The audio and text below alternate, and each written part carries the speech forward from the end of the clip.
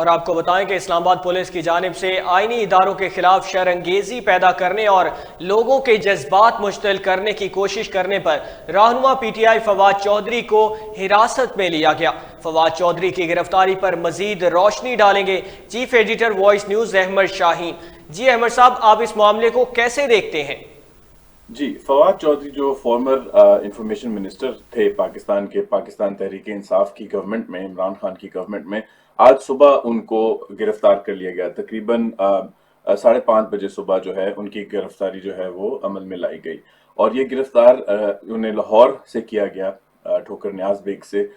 جبکہ لاہور پولیس نے انہیں گرفتار نہیں کیا، انہیں گرفتار کیا اسلام آباد پولیس نے۔ اور اس وقت وہ پریزنٹ ہو چکے ہیں جوڈیشل میجسٹریٹ کو، جہاں پر جو اسلام آباد پولیس ہے وہ ریمانڈ لے رہی ہے، ٹرانزیشن کا ریمانڈ، یعنی کہ لاہور سے اسلام آباد تک لے کر جانے کا ریمانڈ جو ہے وہ مانگا جا رہا ہے عدالت سے۔ سیکشن 124A 124A یعنی سیڈیشن کی، یعنی غداری کی جو سیکشن ہے وہ بھی 4 اور مزید سیکشنز میں شامل کی گئی ہے۔ غداری کے مقدمات جو ہیں وہ پاکستان تحریک انصاف کے دور میں کافی لگتے تھے، اور اب رولز ریورس ہو چکے ہیں، اور اب یہ غداری کے مقدمات جو ہیں وہ فواد چودھری کے اوپر ہی لگ رہا ہے۔ اور یہ جو ایف آئی آر ہے یہ بھی اسلام آباد میں کوسار پولیس اسٹیشن میں رجسٹر ہوئی ہے۔ کمپلیننٹ جو ہیں مدعی اس کے الیکشن کمیشن آف پاکستان کے سیکرٹری ہیں عمر حمید۔ تو اب بیسکلی آج کے دن ہم ایکسپیکٹ کر رہے تھے کہ پی ٹی آئی کا ہی ایک لیڈر اریسٹ ہوں گے، مگر ہمیں تھا، رومرز یہ تھے، بعض گشت یہ چل رہی تھی کہ عمران خان کا اریسٹ ہوگا آج، مگر یہ جب انفارمیشن آئی کہ عمران خان کا اریسٹ ہو سکتا ہے تو فواد چودھری اور دوسرے لیڈران جو ہیں پاکستان تحریک انصاف کے، انہوں نے اپنی پارٹی ورکرز کو سوشل میڈیا کے ذریعے اور اپنے دوسرے پولیٹیکل افیلیٹس کے ذریعے پارٹی ورکرز کو زمان پارک آ کر اکٹھا ہونے کی جو ہے نا وہ تاکید کی، تاکہ عمران خان کو کسی بھی گرفتاری سے بچایا جا سکے۔ اور جبکہ اریسٹ وہ فواد چودھری جب واپس آ رہے تھے وہاں سے تو وہ خود ہی ہو گئے۔ پچھلے دنوں اور پچھلے ہفتوں میں دیکھا جا سکتا ہے کہ فواد چودھری جو ہیں وہ پاکستان کی ملٹری کو بھی کافی کرٹیسائز کر رہے تھے، ایون ان کو اکیوز کر رہے تھے، خاص طور پہ farmer chief of army staff جو جنرل باجوہ صاحب ہیں، ان کو وہ کافی جو ہے تنقید کا نشانہ بنا رہے تھے، اور الزام لگا رہے تھے کہ جو عمران خان کی جو گورنمنٹ ہے، اور خاص طور پہ جو نو ٹرسٹ ووٹ ہے، اس میں جو ہے پاکستان تحریک انصاف اور ملٹری آمنے سامنے تھے۔ تو اس طرح کے ان کے بیانات آ رہے تھے۔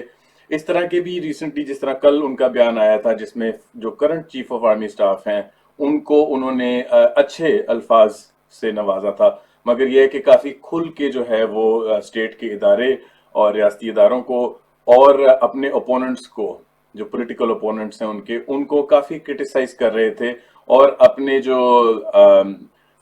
ان کا طریقہ ہے، جو انہوں نے پولیٹیکل کلچر بنایا ہے کہ جب بھی وہ میڈیا کو یا اپنے پولیٹیکل اپوننٹس کو جب وہ کرٹیسائز کرتے ہیں یا دھمکاتے ہیں تو انہیں کہتے ہیں کہ بھئی ہم تمہارے گھر تک پہنچ جائیں گے، یا میڈیا کو کہتے ہیں تمہارے دفتروں تک پہنچ جائیں گے۔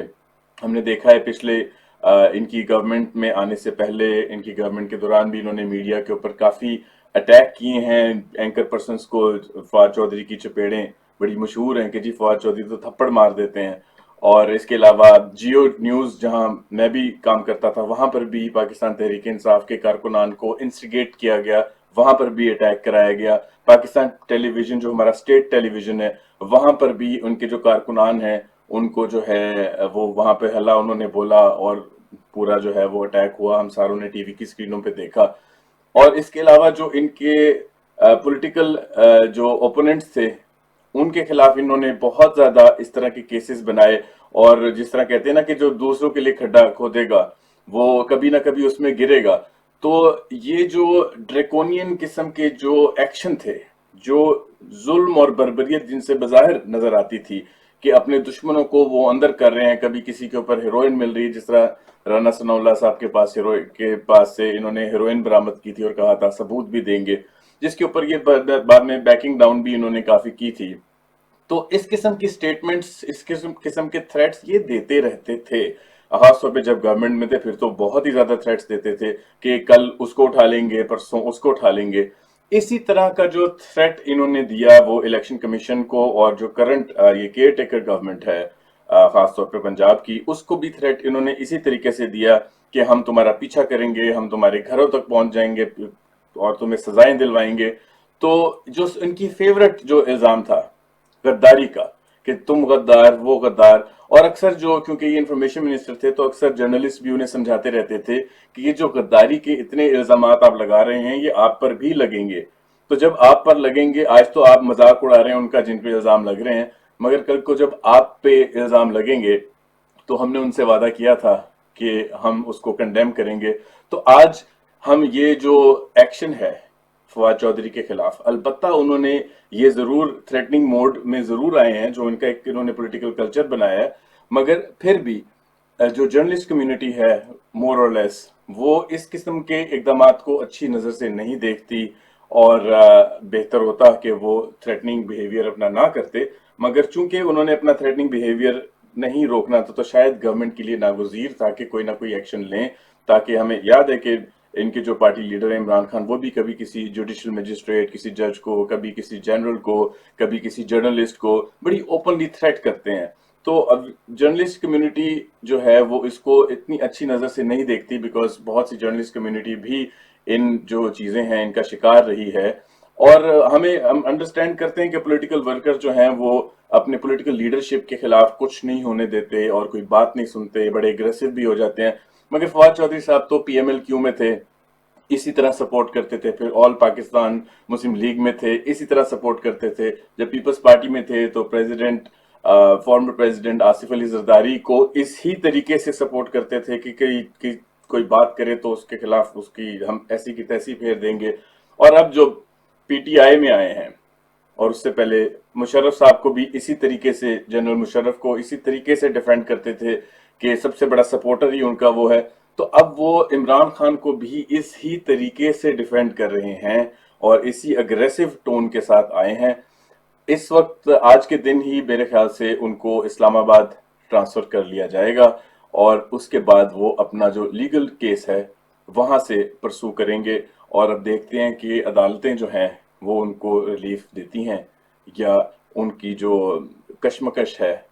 पाकिस्तान तहरीक इंसाफ के लीडर फवाद चौधरी की, क्या वो अब शुरू हो चुकी है। चौधरी की गिरफ्तारी पर रोशनी डाल रहे थे वॉइस न्यूज़ के chief editor Ahmad Shaheen. Sir आपका बहुत शुक्रिया, आप तफसीलात से आगाह कर रहे थे। फवाद चौधरी को जो है वो रिमांड में लिया गया और उनको जो है वो पुलिस की जानिब से आईनी इदारों के खिलाफ शरांगेजी पैदा करने और लोगों की जज्बात मुश्तिल करने की कोशिश करने पर रहनुमा PTI फवाद चौधरी को हिरासत में लिया गया था।